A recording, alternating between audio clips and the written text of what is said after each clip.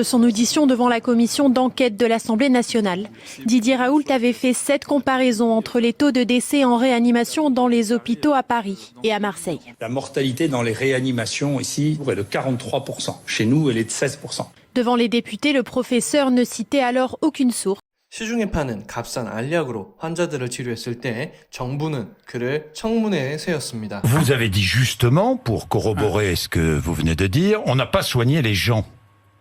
Ah, c'est un choix qui a été fait, On n'a pas soigné les gens. C'est-à-dire que vous affirmez que des médecins ont tué des patients, s'ils n'ont pas soigné. Non, gardez vos déductions pour vous-même. Mais ce ne sont pas des déductions. Si, vous faites des déductions. Ce que je vous dis, globalement, quand on dit aux gens, si vous êtes malade, restez à la maison et prenez du Doliprane, on ne soigne pas les gens. Voilà, point final. Après, les déductions... Donc on risque de les tuer. Ils risquent de mourir, en tout cas.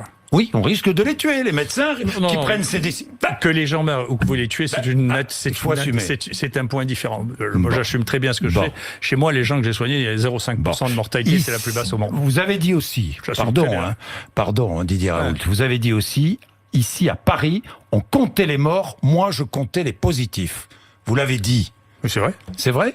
Mais les statistiques... n'est-ce pas insultant quand même à l'égard des soignants d'Île-de-France, des familles de victimes. Je vous pose franchement, ça a choqué. Vous comprenez que ça a choqué? Mais vous croyez, alors je vais vous dire, allez-y, ici à Paris, je ne viens pas souvent. Oui, mais ici, tant mieux. À Marseille, je suis extrêmement populaire. Mais je ne savais pas comment les choses soient. Ça n'a rien à voir, ça. Si. Donc vous croyez que les gens... Vous croyez que les gens... C'est pas la popularité qui soigne, Didier Raoult. Non, c'est moi qui soigne. C'est pas vous non plus qui soignez. Non, vous avez déjà soigné quelqu'un dans votre vie. Moi, je suis pas. Vous avez sauvé quelqu'un dans votre vie. Non, alors calmez-vous. Non, mais Didier D'accord. Non, écoutez, calmez-vous. Non, mais donc m'expliquez pas la médecine et m'expliquez pas ce que c'est soigner les gens. Je n'ai fait que soigner les gens. J'ai fait soigner les gens, mais si vous faites pas le diagnostic des gens, vous pouvez pas les soigner. D'accord. Donc donc ce que je vous ai dit et ce que je vous répète, et n'en faites pas de déduction foireuse. Je vous ai dit, quand on dit aux gens, ne faites pas de diagnostic, restez à la maison et que le message du SAMU... On tue des gens. On ne tue pas des gens. Écoutez, vous allez me le répéter 10 fois, puis je vais me lever et m'en aller. Donc vous écoutez ce que je vous dis, d'accord? Ce serait une erreur. Non, je m'en fiche de vous. Vous savez, de votre moi aussi, je m'en fous aussi. Voilà. Donc si on s'en fout, on peut partir tous les deux, je m'en fous. Bon, alors allez-y. Vous l'avez bien compris. Allez-y. Je m'en vais. Allez-y. De nombreux professeurs de médecine. Allez-y. Ne partez pas, j'ai des questions à vous poser. Non, mais posez-moi des questions intelligentes et arrêtez de me répéter les choses. Alors, est-ce que vous avez tué des gens et tué des gens? Ça n'est pas intelligent. Ne me dites pas que je ne pose pas de questions intelligentes. Si, je vous le dis. Bon. Vous n'êtes pas journaliste. Je suis pas journaliste, mais je suis un humain normal. Moi, je ne suis pas médecin, vous n'êtes pas journaliste, on est d'accord. Ne me donnez pas de leçons de sujet. médecine. Je change de sujet.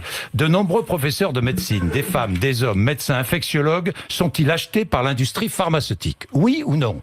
Non, mais vous posez des questions qui sont trop simples. Je suis désolé. C'est pas acheté. Est-ce qu'ils ont des conflits d'intérêts? Est-ce qu'il y a des conflits d'intérêts? C'est évident qu'il y a des conflits d'intérêts. 분석 결과 세 회사가 벌어들이는 돈은 1조에 1,000달러, 우리 돈으로 118만 원, 하루로 치면 935만 달러, 110억 원이 넘습니다.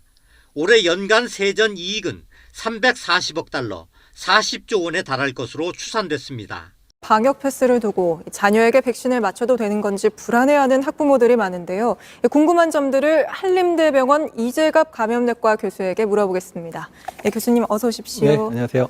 네, 우리나라는 고3 학생들 수능 때문에 백신을 다 마치지 않았습니까? 네. 당시에 96.9% 접종률이 거의 100% 가까웠던 걸로 기억하는데 일단은 이제 고3들 접종할 때요. 일단은 이제 중대 이상 반응이 많지도 않았을 뿐더러 15명 발생했는데 전원 다 퇴원해서 특별히 문제 없이 퇴원을 했었고요. 네, 어쨌든 전반적으로 아이들에 대한 예방 접종이 안전하게 잘 이루어지고 있습니다.